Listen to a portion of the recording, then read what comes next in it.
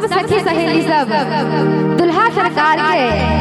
देखा के ले आवे छथिन और देखियो कई भाव से कहे छे अपनी सब गोटे सुने आओ।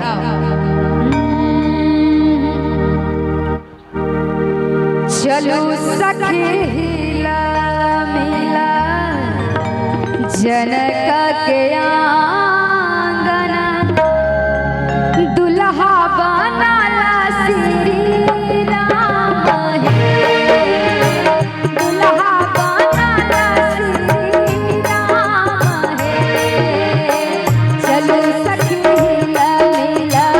जनक के आंगन दुल्हा बनाला श्री राम हे दुल्हा बनाला श्री राम हे।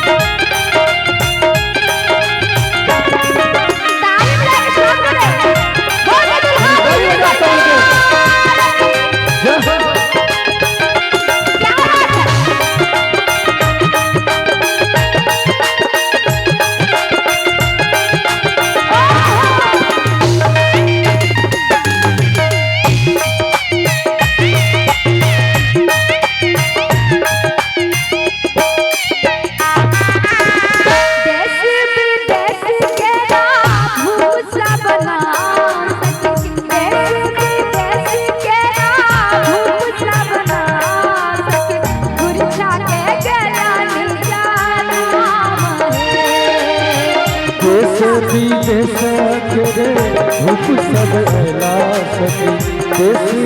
के भूप सब एला सखी